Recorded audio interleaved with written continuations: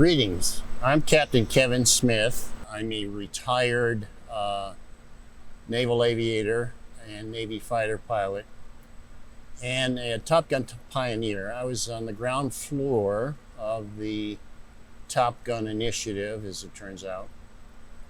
And so I've got a lot of aviation experience as well. And so what I'm doing now is using some of that to help explain how we can all improve our ability to think critically and to solve complex problems.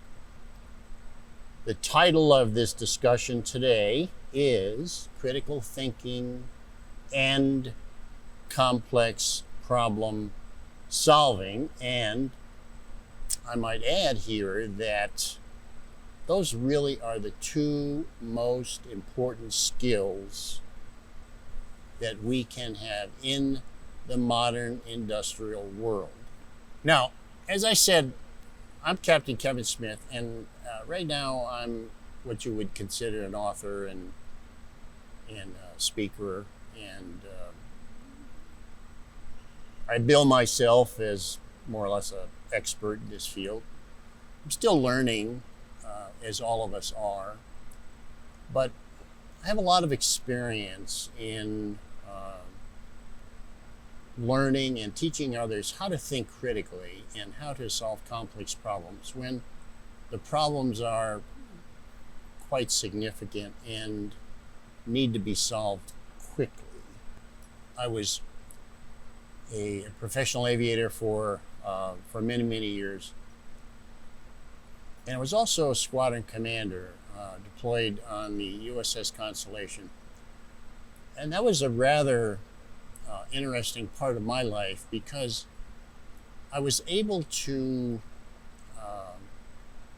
exercise some of these critical thinking skills that I had been working on to develop.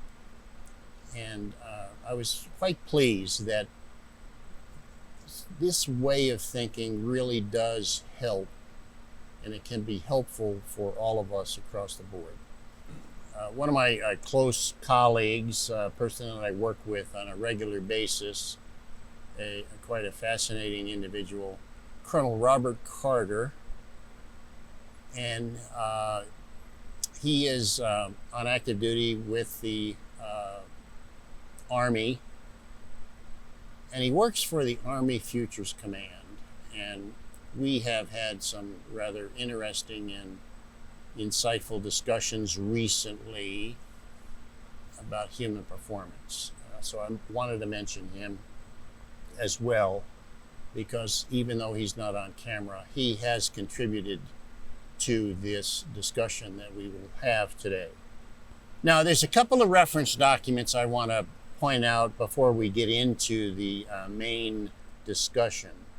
The first reference document is Analytic Thinking. That's published by the Foundation for Critical Thinking. And that's particularly important. We are going to refer to that directly in our discussions today. And I would encourage all of you out there to secure your copy of it. It's more or less a pamphlet. It's not a full-blown book, but it is quite useful that you can use as a reference document for your work. The other one is my book. It's Critical Thinking Essentials, Quick Reference Handbook. Again, this is a quick reference document. It's easy to read. You can take it with you on the job. I refer to it on a regular basis. I tell people to keep a copy of it in your go bag when you have to go off into some place to solve some kind of a critical problem that has come up in your organization. That's part of your go bag because it is designed to be useful on the job. The other one is the book by Dr. Carter, and that is The Morning Mind. That's a good way for us to prepare ourselves for the challenges of the day, the challenges that we may face during the course of today or during the course of this particular week. And finally, there's a handbook that I have, the handout material that I have also produced to help us along the way. We are working on trying to get that accessible through Kindle, and hopefully that will be available electronically for all of us soon. It's a complex problem solving handout material. It's a thing that you can use on the job. Okay, so let's get involved with this discussion today. I've listed 4 things that we're going to be addressing. The first thing is the background and introduction, and get us prepared mentally for this particular discussion. And then part 1 is a discussion on critical thinking. Part 2 is a discussion on complex problem solving. And then finally, some brief concluding remarks. Now, as we go through this, I want you to understand something, that we're combining critical thinking and complex problem solving. We're combining them into kind of a holistic picture. In the past, these subjects have been treated separately, and it's my thoughts and my position that maybe we ought to treat them together. And so, as far as I can tell, this is the first attempt to do so, so we'll see how it goes.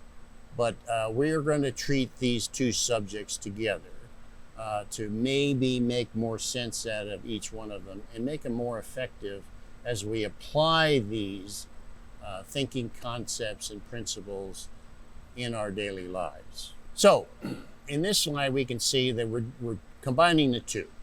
We're looking at critical thinking skills, complex problem solving skills.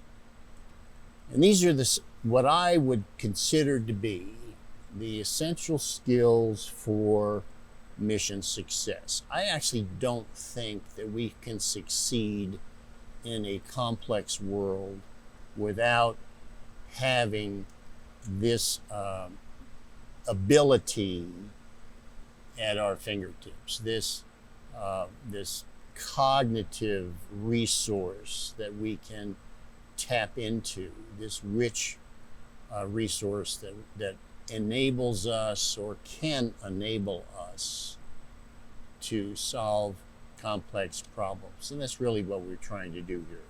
And these are modern workforce skills. And I'm not making this up. In fact, this comes from the World Economic Forum, recently published document that asserts that complex problem solving and critical thinking are the 2 most important skills in the global job market today and in the foreseeable future. And so, my position is that we ought to maybe take this seriously. If that's true, then we ought to be asking ourselves and our organizations that we work for, hey, maybe we ought to do something about this instead of just saying, well, that's a nice thing to know. Maybe we ought to take some initiative and take some action and to try to deal with this in a mature and effective way. And I'm going to set the stage. I don't have all the answers here, but I'm going to set the stage so that you can then carry this forward in your own lives and your own organizations. I wanted to point out before we get any further, and this I think is often missing in many discussions, and frankly I think it's kind of unfortunate. There are three areas of human activity, and we need to acknowledge that going forward, because what appears to work in a normal, casual environment may actually not work when the environment is not normal or not casual. And so I've broken down the human activities into three categories, and they are casual, and that's just, whatever, going to the grocery store or whatever. And then there are purposeful activities, and that's pretty much what propels society forward, is whatever purposeful activity we are engaged in. And then a subgroup of that is what I call high stakes operations. Here, a lot is on the line. Here, a lot depends on our ability to achieve success. Because if we don't, the viability of the organization and even the survivability of the organization could very well be at stake.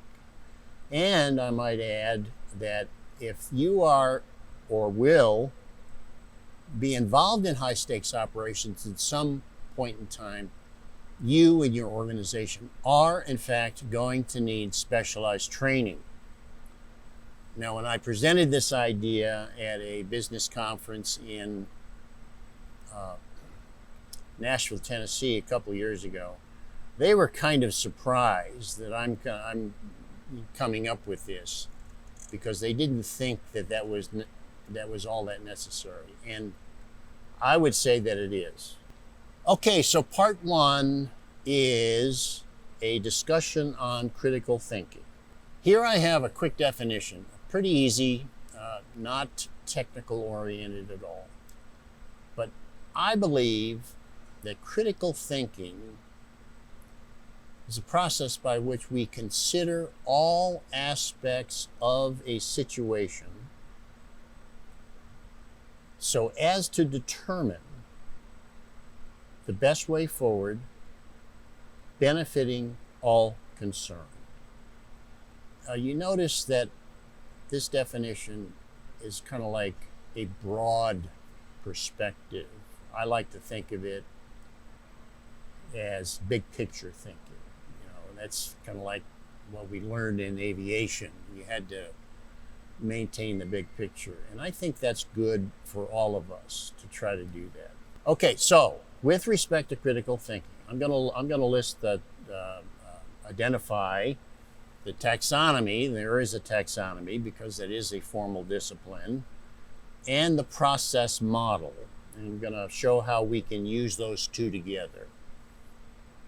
A taxonomy is, this one is from the Paul Elder model, and they are part of the, they are the foundation for critical thinking. Now there's, I think there's 9 items here. Now, let me just say up front that this is not the only taxonomy out there. There are other taxonomies, and you can find them. I know a few and studied all of them. I would say that this taxonomy is a bit more robust than the others. And I'm not saying that the others aren't any good. I'm not saying that at all. All attempts at improving our ability to think critically are worthwhile. This, I think, happens to be it's my favorite. I think it happens to be the best of the bunch, but you can make your own judgments on that.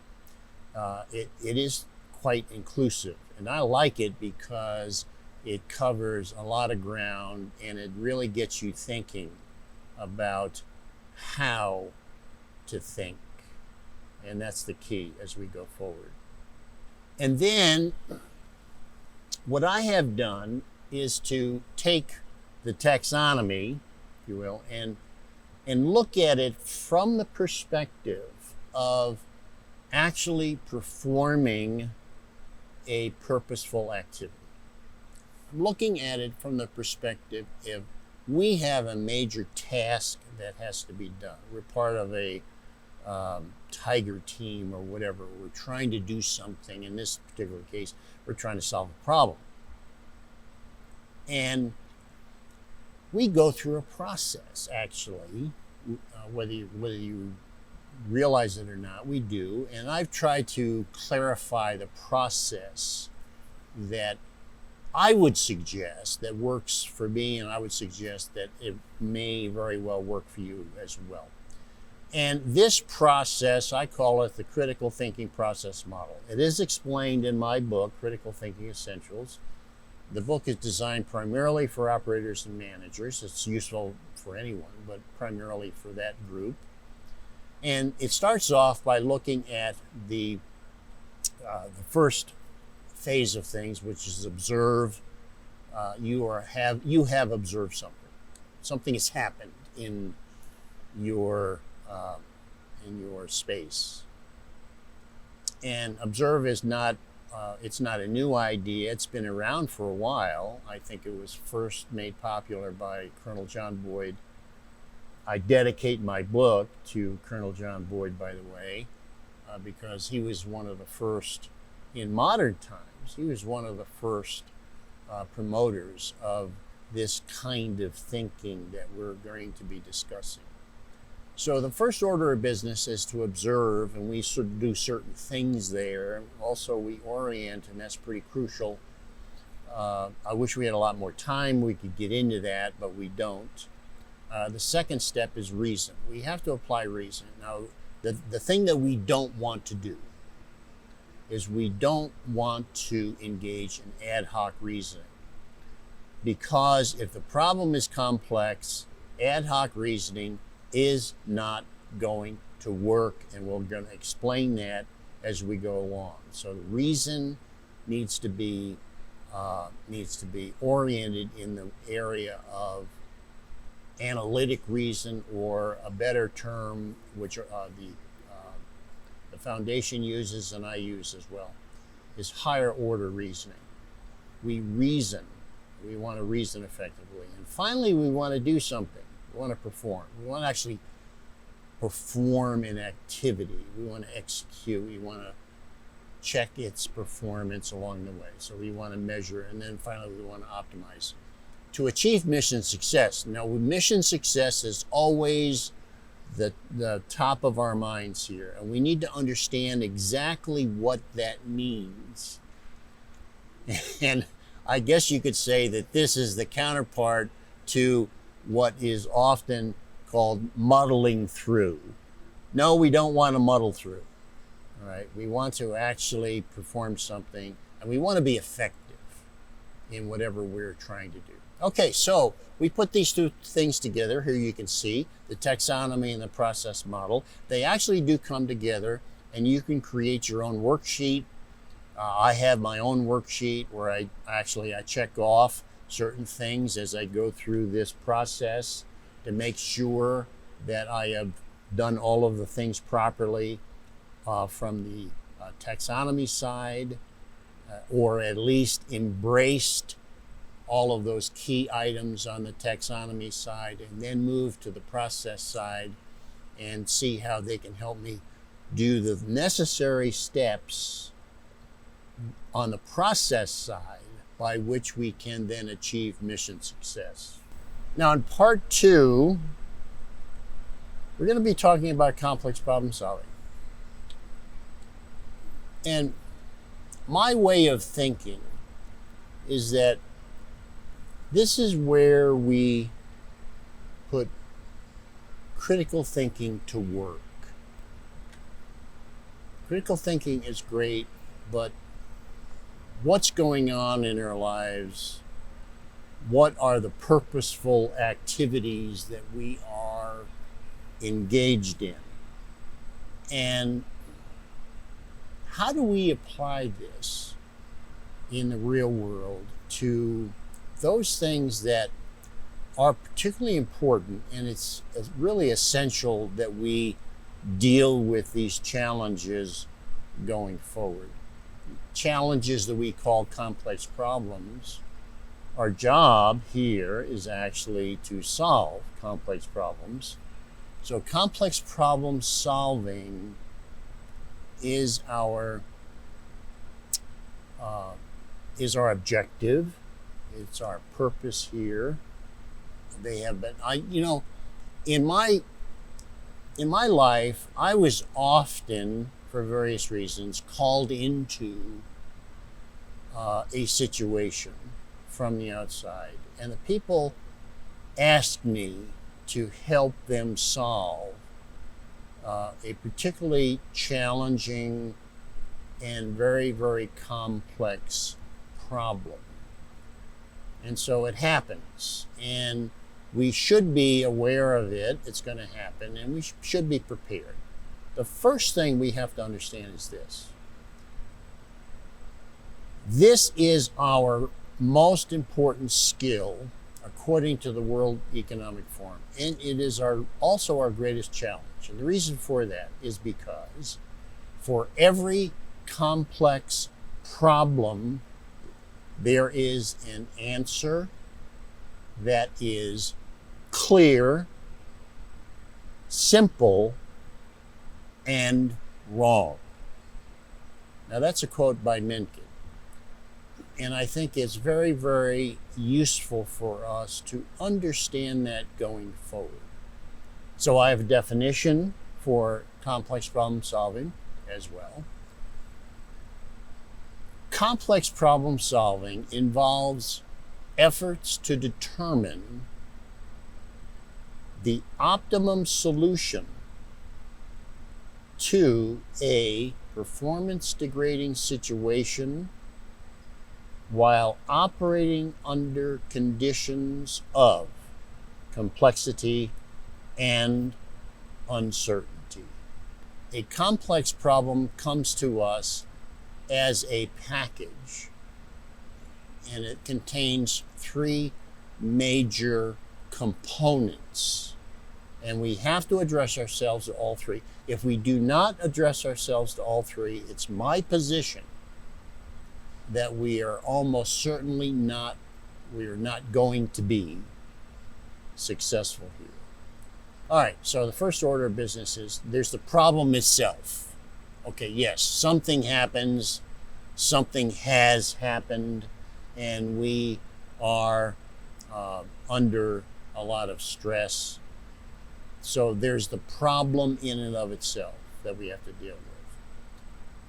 There's also the issue related to complexity. There's what I call a complexity barrier. We have got a problem with complexity because often we don't exactly know how to most effectively deal with things that are complex. And the third issue that we must address ourselves to is the issue that I call thinking. We have to be able to organize our thoughts and to employ those critical thinking skills that are most effectively applied to solving complex problems. Last but not least, we do have to consider, and I think this is probably the most important thing that I can point out here in this part. We have to consider when the situation becomes mission critical. Now, when I look across the landscape in this modern industrial world and look at all of the issues that we face, particularly in aviation, but just not exclusively in aviation, but it seems to me that we would all do ourselves a good service if the first order of business is to determine whether or not this situation is in fact mission critical. If we take the time, instead of just jumping off into some solution space which may or may not be effective, if we would take a little bit of time up front and seriously consider whether this situation is mission critical. And I can give you some guidelines and guideposts to help you along the way in determining such a thing. Complex problem solving is in fact non-linear problem solving. And when it is performed under increased time compression, then it becomes mission critical. So the two of the things, and now there's other aspects involved here, but we don't really have a lot of time to get into that. But just keep that in mind. Now, for any complex problem, the first order of business is big picture thinking. I know that sounds a little bizarre, doesn't it? A little weird, but it's not. We have to keep our perspective broad because we're not quite sure where the problem is coming from. We don't want to narrow down too quickly. We want to keep it broad. And we're not quite sure where the solution is going to come from either. So we have to keep our perspective broad. I call that big picture thinking. And it's actually a discipline. And that's going to be very, very helpful as we go forward. The other thing to keep in mind is this, and this is often missed. A complex problem does not have a single point of origin or a single point solution. Now, think about that for a minute. If you buy into that, and I certainly hope that you do, that should open up whole new areas of thought. You cannot solve a nonlinear problem using linear thinking. It's just not going to work. And so that's the first step in this thought journey. This whole new area of thought should emerge, and you should be pursuing this. How should I go about thinking about this problem and finding a solution? Not what is the solution, but how should I go about finding the solution? How should I think? That's the key here. If we can stop and just ask ourselves that, that's a very, very simple thing to do. And I think it is so powerful in terms of results. And I've used it and I'm even amazed at how truly powerful it is. It's not what, but how.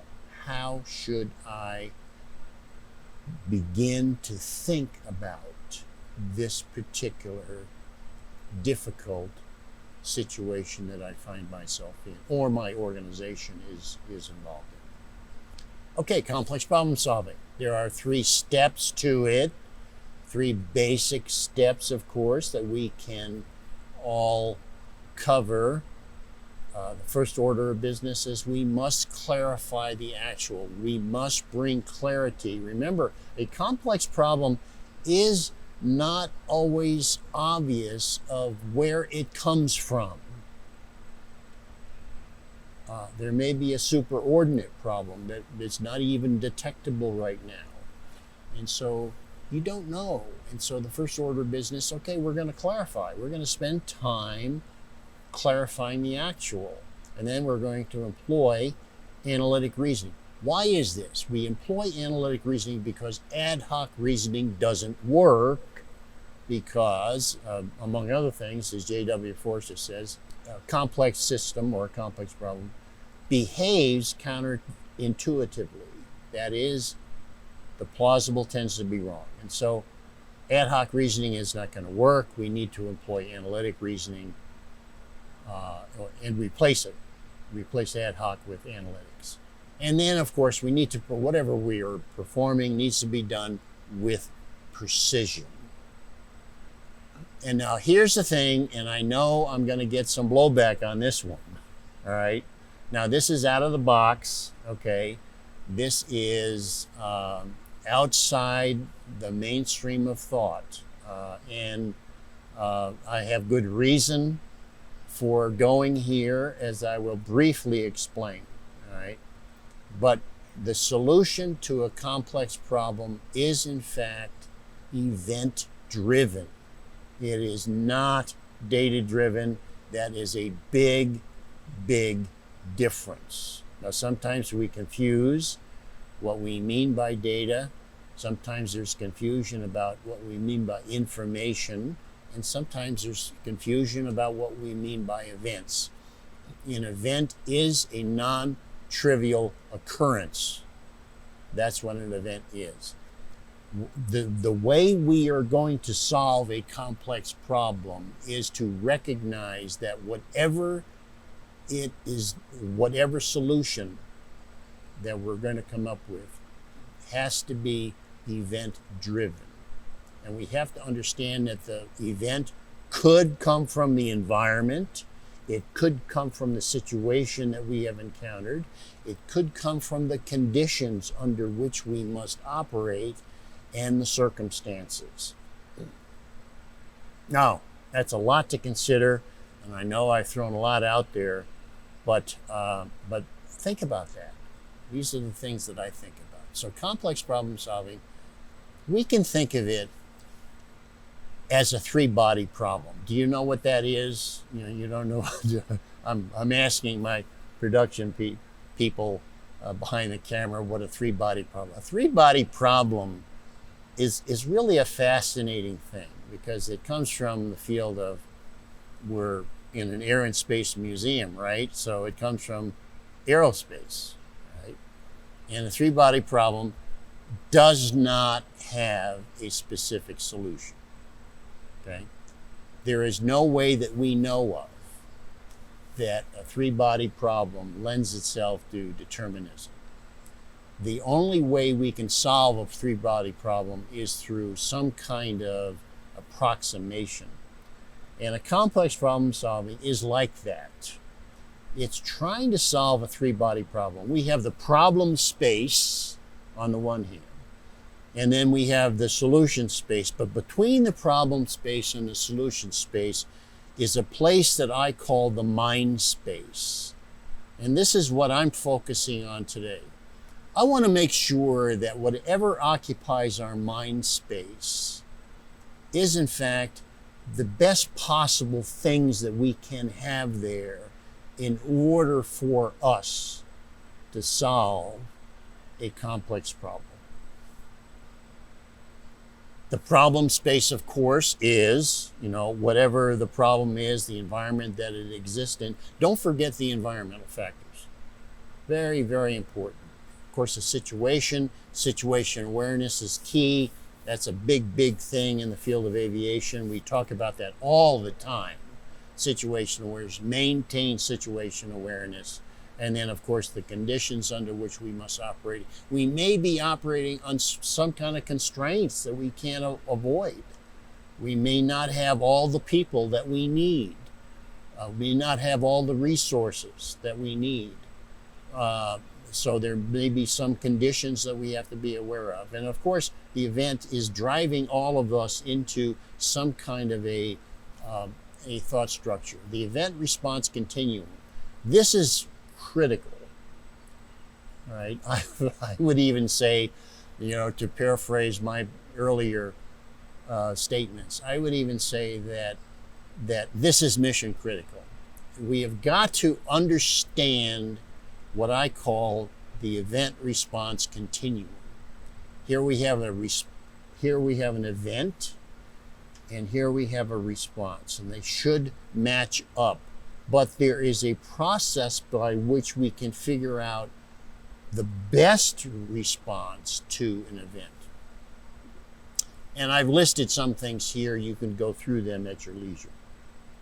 And what is the solution space? The solution space is where we actually discover the optimum solution. And this process of inquiry and discovery is in fact a very, very specific process.